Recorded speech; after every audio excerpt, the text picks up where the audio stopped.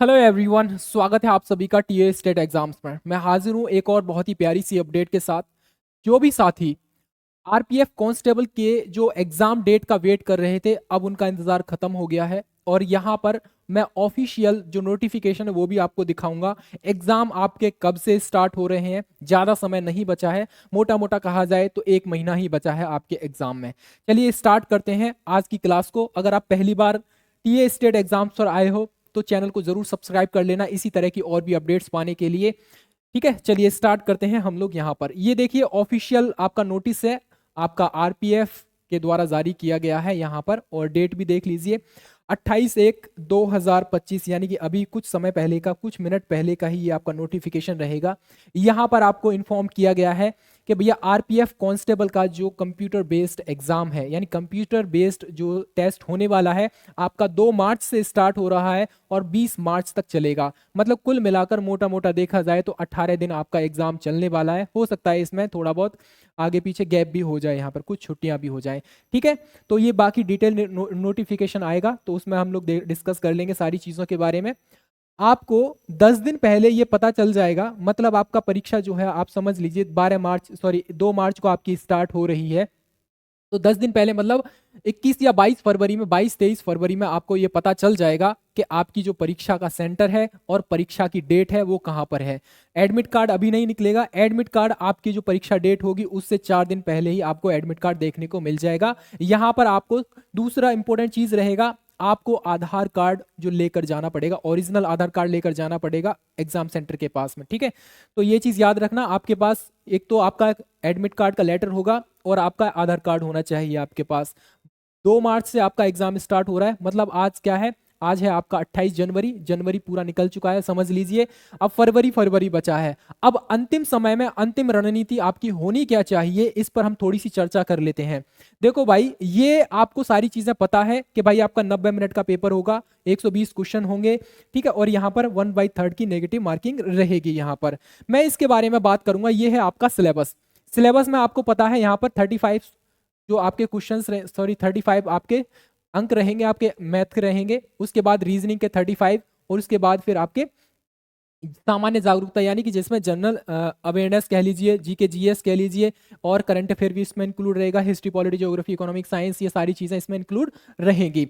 अब आपको अंतिम समय में करना ये है, देखो भाई, अंतिम समय में अगर आप चाहते हो कि आप जो है एक पोस्ट लेकर जाओ यहां से, तो आपको सिर्फ और सिर्फ कुछ नहीं करना है। ये जो टॉपिक्स दे रखे हैं ना, एक एक टॉपिक को उठाइए, टॉपिक वाइज क्वेश्चंस को सॉल्व करना स्टार्ट कर दीजिए।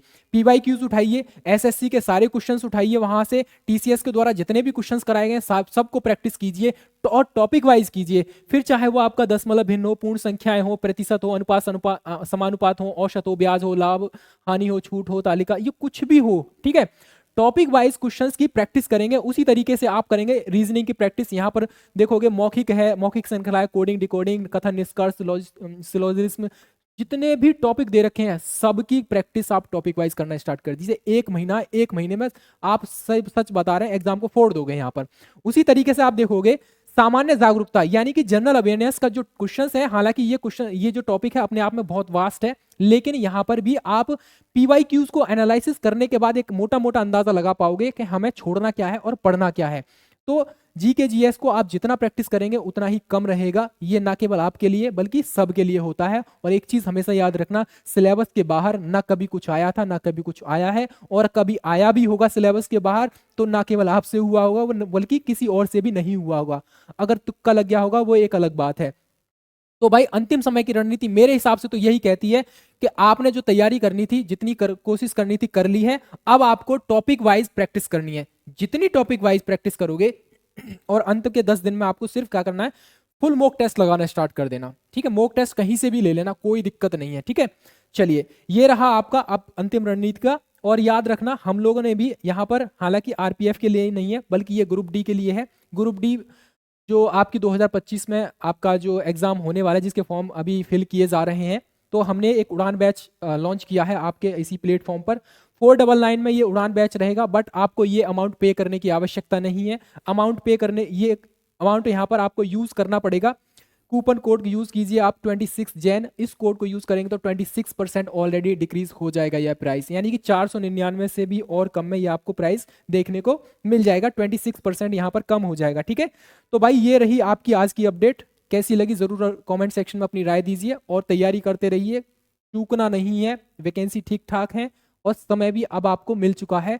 हालांकि 1 महीना है, ज्यादा समय नहीं होता है, लेकिन मैं ये मान के चल रहा हूं कि आप लोगों ने अपनी तैयारी पहले से ही, बहुत पहले से ही तैयारी स्टार्ट कर दी होगी अगर आप आरपीएफ कांस्टेबल को फोकस कर रहे हो तो। ठीक है, अब आपको करना कुछ नहीं है, प्रैक्टिस लगाइए, जितनी प्रैक्टिस आप करेंगे उतना निखार आपके अंदर आएगा, उतनी ही एक्यूरेसी आपकी सुधरती चली जाएगी। ठीक है, चैनल पर पहली बार आए हो तो चैनल को जरूर जरूर सब्सक्राइब कर लेना इसी तरह की और भी अपडेट्स पाने के लिए। मिलेंगे अनदर अपडेट के साथ, तब तक के लिए जय हिंद, जय भारत।